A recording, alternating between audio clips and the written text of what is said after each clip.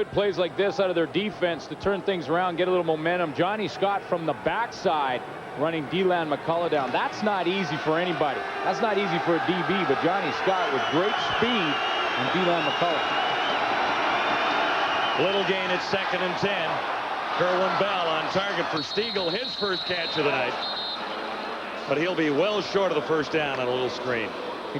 In a quick passing game, a lot of times you're going to see some chop blocks. Chop blocks are where the offensive lineman will just shoot at the legs. Here's the receiving core out to the right. Quick passing game, 5-step, 3-step drop. Just turn around, make a quick move, and make yourself available for the football. I said well short. Well, not that short, but that short. It's one link of the chain. Well, how big is that? What's that, about 2 inches? It's a couple of inches, and it'll be 3rd down Winnipeg. This always makes a coach nervous, though. Even though it's an inch or two and you get a yard in Canadian football, it makes you nervous because all it takes is a bit of a bobbled snap or somebody to move your call. Yeah. And the fans here would like to suggest that the Bombers have a little problem with that. However, it is not the case. That'll be a first down. No markers down anywhere. Game 1 of the season, the Bombers against the Hamilton Tiger Cats drove deep into Ticat territory and had an opportunity at about the 2-yard line and couldn't get it into the end zone. Yeah, remember that? Yeah, they gambled. We went with Sean Millington. Kelvin Tiggle and Rob Hitchcock came up and made the play and kept them out of the end zone. It really was the turning point early in that game. An early turning point in the game because the Bombers looked very sharp on the drive.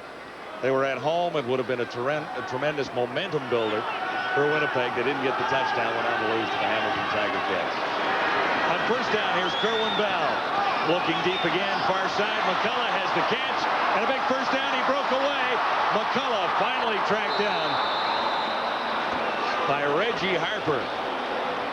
Well, McCullough, we talked about in the opening of the show, is good out of the backfield as a receiver. This is one of the strengths of Deland McCullough. He got outside and is working on David Benefield on the corner route. Deland McCullough takes him deep. See Benefield 56, he'll try and jam him, and then he's got to catch up. McCullough gets in behind him, and that's a great catch. I mean, that's a receiver-type catch. Breaks a tackle and goes down the field. This is what they want out of Deland McCullough. They love his versatility. Is he looking for regular work, Deland McCullough? Well, that's part of the story here tonight. No question about it. The audition continues. Bombers with a 1st and 10 at the Lions 32 after a 59-yard game. Paul Blackwood gets his hands on the football for the first time and has 4 yards. Blackwood had 3 starts with BC, and he can catch the ball, they say. Yeah, Dave Ritchie, I mean, Paul Blackwood has been sort of the backup to Sean Millington pretty much all his career. And Sean Millington, according to Dave Ritchie, wasn't focused in Winnipeg, wasn't playing to his potential. And, of course, Dave Ritchie had both of them here in BC a few years back. So he knows what Paul Blackwood could do, and he thinks it's time for him to step up and get a chance to start. 2nd down. On target again, Kerwin Bell. It'll be interesting to see the spot here on the catch made by Joe Rogers. Giving him a very liberal spot. It looks like, if anything, it might be about a yard short. And creates an interesting decision for Dave Ritchie early in the football game. This is what it a yard or is it a long yard? Yeah, is what he's wondering. Well, this is what they get paid for right here. This is the coach's decision. And it's a tough one. And, you know, unless you've been in those shoes on the sideline, you have no idea the pressure that's on these guys right now to make this decision. You want to have confidence in your own line. If it's a yard or within a yard, and there you get the call from Milt Siegel, a long yard, he's saying. And Dave Ritchie will not take any chances. With positive field position, always want to come away with points. And as soon as it became a little more than a yard, the decision was over. I think he's made the right decision here and now. He's got a lead at this stage. Yeah, you like to give confidence to your old line by trying it a couple of times on those kind of plays. But when it's over a yard, that's pretty tough. Troy Westwood hitting on 75% of his field goal attempts so far this season. As long as from 46. Cameron puts it down on the 30. It's a chip shot from there. And the Bombers add to their lead on the BC Lions. A good start for Winnipeg. We talked earlier, Glenn, about the Bombers being better than their record would indicate at 1-2. Well, they have played better. I mean, when you think the last 2 years in Winnipeg and what they've gone through, anything is really an improvement. But Dave Ritchie has assembled a squad of former BC Lions, guys he's familiar with, and guys that he knows know his system, and that's why he brought him in. He said yesterday in the press conference that, you know, there's a lot of people in this organization from the BC Lion days. All-time completions and attempts. Damon Allen closing in on Matt Dunnigan. In third spot, Ron Lancaster leading the way. And Lancaster completed a few more as well. First down for the Lions, still looking for their first positive points of the night. Robert Drummond met Johnson that time, number 27. The gain is limited to 4. Well, it's an active linebacking core in Winnipeg Blue Bombers. Eric Johnson, Maurice Kelly, and they're going to have to fly around and what we used to call bow your neck. Bow your neck means you better get ready for Robert Drummond, because he runs the ball hard, and he's been running the ball as hard as we've seen this year. So those linebackers for Winnipeg got to bow their neck tonight. 2nd and 6 after a 4-yard gain. Allen uses the shotgun, far side of the field.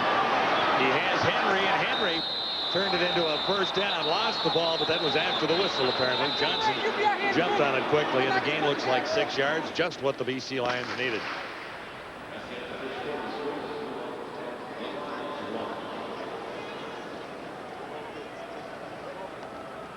So the Lions in the opening quarter on the wrong side of the score. Back at CFL Control, James Duthie is on a marathon tonight. You're watching the CFL Live, and we're at the quarter. Brought to you by 1-800-HI-IT'S-ME. It's the cheapest way to call. Collect. Welcome back, folks. Well, you know what? Chris Schultz, you guys only have to deal with him for like a minute or two every quarter. I have to deal with him all the time, and all year long it's BC this, BC that, BC's the best.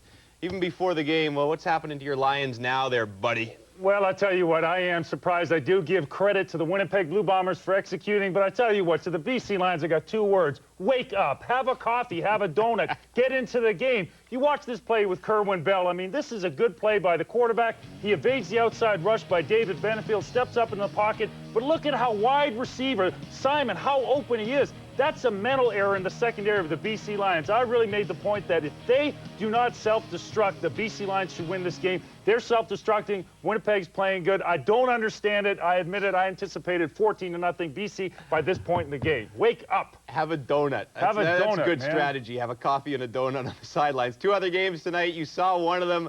Let us recap it for you. Calgary beats Montreal 38-17. Huge night for Henry Burris and Calvin Anderson. 137 yards rushing. Hamilton destroys Edmonton 54-8. 2 TDs each for Trevor Shaw and Ron Williams. Danny Mack, solid 254 yards passing. Back to Vancouver we go. How quickly things can change. Greg Mines was all smiles at the beginning of the football game, but his team didn't play very well, or at least didn't come away with points from the first quarter against the Blue Bombers. Well, they didn't, and they have struggling on defense, and Joe Rogers, one of the reasons for that. Of course, he was nicked in the first quarter, talking to Milt Stiegel there about the second quarter and how they could approach this Lions defense as soon as they're back on the football field. Joe Rogers is trying to stay loose on the sideline because he had that earlier injury. Bombers on top, 10-1 on the BC Lions. Winnipeg looking for its 2nd win of 99. The Lions look to make it 4 straight. Damon Allen has moved the ball, but he hasn't found the end zone. That wasn't Drummond, it was Mark Nora. Pau says he's not a fullback, he's a running back. He's a Heck Crichton Trophy winner. Well, here's what it looked like in the first quarter, John, and it was big surprise here in the rushing category. You see a little bit more of that from Winnipeg as this game progresses. 64 yards for the Lions and Robert Drummond, and that's basically about pace for him. And again, no turnovers yet. Winnipeg had a problem with turnovers coming in. Of course, the Lions have been excellent this year avoiding turnovers. Damon Allen from the shotgun fires under the cover, and Rocky Henry is short of the first down. In fact, he might not have made a yard. Well, yeah, he caught that football, and all of a sudden we saw a team meeting for the Winnipeg Blue Bombers right in his face. Mo Elowanibi lost his hat.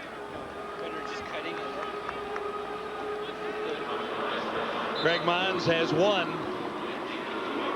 6 in a row last year, 3 in a row to start this season, 9 in a row to establish a record for a BC Lion head coach of 9 straight regular season wins. Here's Lupa Sagla. He missed his first field goal tries, both of them.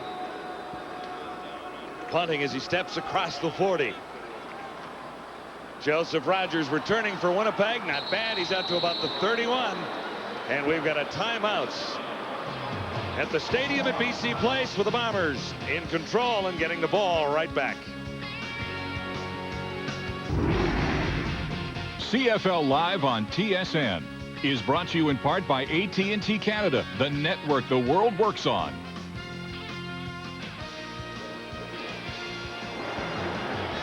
CFL Live from the stadium at BC Place. The Bombers have arrived. They played some inspired football so far. Markers are down as Bell tried to unload on first down. Lion fans want it to be a fumble, but they're ruling it an incomplete pass. Now Bell shaken up. David Benefield came off the corner. He is the guy who's going to be called for offside. But what it did was it allowed Benefield to put one more hit on Kerwin Bell. Yeah, Benefield's called on the offside. He's coming off the edge from the left of your screen. Beats the block and then puts a huge hit on Bell. Now, obviously, Winnipeg gets the penalty, but they certainly don't want to have Kerwin Bell get hit like that on a free play for David Benefield. Bell having a pretty good night thus far, 5 of 6. 133 yards.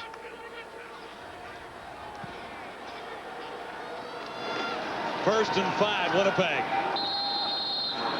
And Dylan McCullough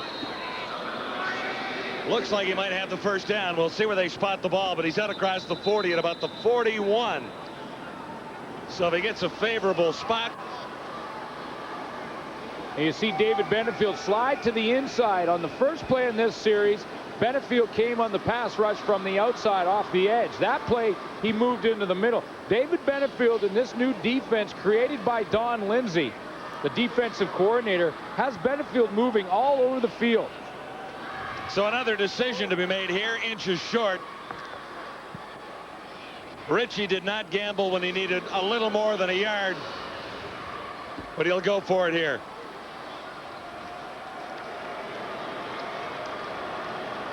Last 3 seasons, David Benefield has got the job done, and now they're asking him to do some other things on the field. Bell to the first down on 2nd and inches. Actually speaking, they had 1st and 5, and the yards picked up by McCullough, so it was 2nd down and inches. Not a gamble at all, obviously. And Kerwin Bell looking to the sideline to get a lot of his play called. He has a wristband on, and the coaching staff have that same wristband, and they'll just look at that rather than signal the calls in, because sometimes the opposing coach can pick up those signals. Well, you can steal signs just like in baseball. Sure. From the 42, first down Winnipeg. Bell is smothered there, and markers go down again. Looked like Dave Chaters got through, number 74. Well, if they give the sack to Chaters, it'll be the 2nd on the season, and this one just collapses. The pocket gets collapsed around Kerwin Bell. Not one pass rush move is more outstanding than any of them, but watch how it just closes in around him. Herman Smith, there's Chaters. Van Conen on him with one arm. Pulls down Kerwin Bell, and there's a couple of penalties here.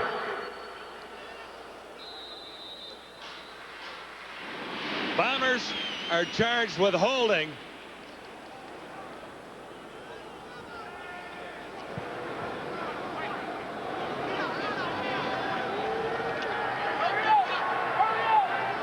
So again, it is 1st and 10 on offsetting penalties. Dylan McCullough, and Benefield is there again. The gain is 3. Benefield very active tonight and moving to a lot of different places. And David Benefield, I don't think has stopped talking either. He's been out there encouraging his teammates. They got off to a bit of a slow start, but this is a defense coming in that ranked 4th in the league against the run, 7th against the pass. They definitely wanted to pick up that end of their statistical categories when they were coming into this one. 2nd and 7. Bombers at the 45 and leading by 9. Nice call. Stiegel made the catch. He's out to the 50.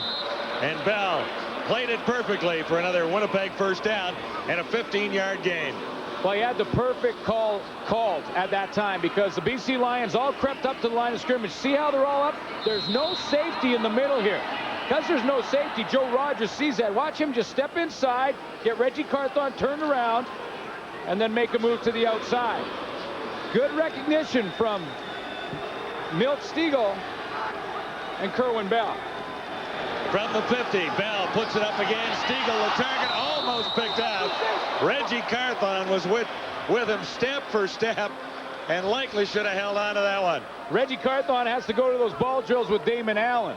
I think that's what has to happen. Damon Allen dropped that reverse pass early, and Reggie Carthon, 2 interceptions last week against Saskatchewan, had a chance to get right there at top of the leaders in the CFL with his 3rd on the year and flat out dropped it. You used to tell me defensive backs like knockdowns as well as interceptions. Only when I knocked them down. They love the picks. 2nd and 10. Bell's next chance, and Stiegel is wide open. Broke one tackle. He's inside the 25. He is the best Blue Bomber on the field, bar none, Milt Stiegel when he's on. One of the keys to the Lions is going to be to contain Milt Stiegel, but Milt Stiegel found the hole in between the linebackers in the secondary. And again, see, David Benefield gives him a jam, but then he gets too shallow. If Benefield gets a little bit deeper, he gets in the throwing lane. Roger Harper's the safety. He's way back in the deep coverage. Benefield gets a little more depth in his drop, and then that eliminates the throwing lane. Stiegel found the hole, and Kerwin Bell found Stiegel. 25 yards for Stiegel. This Bomber drive continues. 3 for 50. Here is Bell again. Dealing McCullough. It's a jump ball in the end zone. No flag, no foul. Coverage by Bo Lewis. Bo Lewis looked like he was waiting for a punt. He really looked like it was a punt return. He had fallen off the coverage. He actually fooled Kerwin Bell because he made it look like it was man coverage, then dropped off deep in zone. And when Bell let that one go, Bo Lewis was sitting back there waiting for that ball. And Jeroy Simon basically became the defensive back at the point of attack. 10th play of the drive for Kerwin Bell. He's got all day, and no one is open. Bell not likely to run. Now he finds a target and a first down. Robert Gordon's first catch. He's inside the 10. How many steamboats were there? Tons of steamboats for Kerwin Bell. Credit to that offensive line up front because Kerwin Bell had all day. All 5 of them. Now the Lions are only rushing 3, so that's going to help. You're 5 on 3. Dave Chater's Johnny Scott, but see Craig Hendrickson on Scott wasn't letting him go, and then Benefield came late, but it was too late as Mr. Gordon comes up with his first catch. Bell operating like a surgeon tonight. 8 of 11 for 190 yards. Opportunity for Winnipeg here to hit the end zone again. 1st and goal to go from the 8. McCullough is stopped at about the 6-yard line. Paul Lacoste made the tackle. The gain is 2. Lacoste has played well. You like him as a middle linebacker, don't you? Yeah, I really do like him, and that's a position that the Lions have struggled with over the last few years. And Don Lindsay knows Paul Lacoste from Mississippi State. Really love his tenacity. He's got that mentality for a middle linebacker where the motor is running full speed all the time, and he is just flying around trying to make people pay. Bombers 2nd and goal at the Lions 7. To the end zone, the toss. It was there, no catch. You dropped that one. Another huge play by Dale Joseph, John. I mean, actually a good defensive play. It really was because Simon had it in the end zone. He had his hands on it. But this is a case of 2nd and 3rd effort by Dale Joseph. He doesn't even see the ball in the air, but he goes for the arm, the strip, and then as he's falling down with the left hand, bats it out of there. That's called not giving up on the play and coming up with a big one to hold the Bombers to a field goal. Remember, Dale Joseph's playing with bad ribs right now. Westwood is in. Cameron has it down. Westwood puts it through, and the Bombers settle for 3. Nice drive. Kerwin Bell, hot hand. Winnipeg on top of the Lions, 13-1. It's CFL Live from Vancouver. We told you the Bombers were better than their record would indicate, 1-2. 1 win, 2 losses. They had opportunities to win last week and have turned it over. The Bombers have put some points on the board tonight. Let's see if the Lions can respond. First down from the 35. Eddie Brown made the catch and comes up about 3 shy of the first down, maybe 2. Now it's in that perfect position for Joe Paopao to call the play that he wants. This means the playbook is wide open when you only have 3 yards for a first down. The one-on-one matchup with Brandon Hamilton in man coverage. He's got to give Eddie Brown lots of room because of his speed. So they'll just take 5-6 steps, stop, turn around, catch the football, pick up 7 yards. Now the playbook is wide open for Damon Allen. He can run or throw the football. Allen has Drummond in the backfield, and Drummond has the ball out across the 45. Actually, it's Mark Nora, number 28, who moved in relief of Drummond on that sequence. Kind of banged his knee when he went down to the turf. And he asked Joe Paopao about Martin Nora, and he gets a smile on his face. He says, I got one word for you, tough. The guy is tough. He had a solid second half last week against Saskatchewan when Drummond was slightly shaken up. Nora 10 carries for 57 yards last week. And he's doing a little talking of his own over there to Maurice Kelly. Mark Nora hits the line of scrimmage. Good running back. You talked about that earlier, but he's done a nice job blocking as well. And it's Maurice Kelly that puts his helmet on Nora's knee. Traded from Hamilton for Trevor Shaw, and that worked out pretty well for both teams. Shaw gets a couple of touchdowns tonight, and the Ticats hammer the Eskimos 54-8. So Hamilton gets back on track. Stampeders over Montreal 38-17, the other CFL game earlier tonight. So the Lions at this point, the only perfect team. The only unbeaten team. But the Bombers are threatening to take that status away from them with a lead here tonight.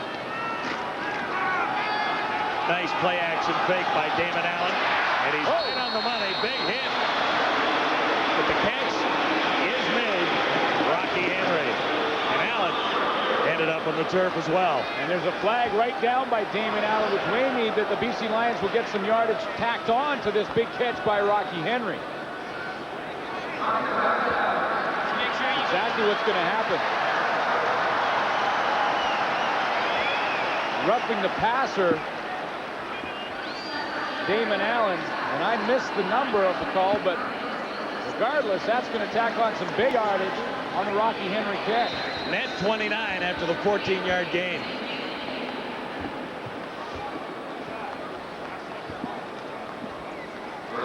So the Lions inside the Blue Bomber 35-yard line at about the 33 now. 1st and 10. Allen's got a nice drive going, aided by penalty on the last one. And he keeps it on the ground. Scribner is in the middle of all of that down there. So is Grant Carter. And they're trying to squeeze the ball loose from Robert Drummond. He asked Dave Ritchie what he thought they had to do to win this game, and he just thought Robert Drummond was the key. Because with Robert Drummond running the ball the way he is right now, that takes the pressure off Damon Allen. He only has to make 20 plays in the game successfully out of his 50 or 60 rather than having to make 40 or 50 plays on his own. When you got Drummond in numbers like that, you can get her done. Over the last 2 weeks, some great numbers for Drummond. Here's Allen on 2nd down, and that'll be a first down. Don Blair gets inside the 20-yard line. Well, Damon Allen's moved the football inside the 30-yard line, but both times when they got down in scoring position, they had to settle for Louis Pasaglia field goal attempts, and he missed both. So now this is in the red zone when you got to capitalize, get back in the football game with a major. Don Blair got inside the 20-yard line at the 19. Blair with 8 receptions for 83 yards coming into this one. Big catch there, though. And Allen sends 2 receivers to the near side. Lost the snap, and the Bombers have the football. Benny Goods, number 40, is on top of it with no flags down, and the Bombers are saying it's our ball. And that's exactly what Benny Goods is saying. That ball snapped right through the legs of Damon Allen. It was almost like Jamie Terrace, who's had to move to center with some injury problems, thought it was a shotgun and snaps it. That's what he did. Jamie Terrace thought that Damon Allen was in the shotgun. But you know what? The ref had not blown the play in to start it. And that's why the Lions regained possession. 2nd and 20 on the loss. The Lions dodge one there. Allen looks deep. Eddie Brown couldn't hang on, and that was a catchable ball that would have given the Lions an opportunity to keep the drive alive. And you know what he did? He tried to make a move before he had secured the football. And for the young receivers watching this game, Cardinal rule number 1, you don't want to break, is keep your eyes on the ball until you've secured it. And Eddie Brown, you're going to see, watch as he turns away right there. See, he turned his head downfield because he thought 6 points, and he forgot one thing. The pigskin. Yeah, and he was lucky that didn't get intercepted because it deflected up. So Lou Pasaglia, 0 for 2, missing from 36 and 38. We'll have this spotted at the 36 again, and this time, Sweet Lou nails it. It's the 3rd time lucky for the Lions. They have a field goal, but still trail the Bombers on CFL Live. It's 13-4. In '79. We're at the stadium at BC Place tonight. Tomorrow we head to Taylor Field in Regina. The Argos and the Rough Riders should be a pretty good game. The Riders are in a little trouble, and we'll be ready, I'm sure. Well, they've made some changes. Cal Murphy cut Gary Rogers from his front 7 and Eric Sutton from the backfield. Glenn Rogers Jr. is now on the practice roster there. Not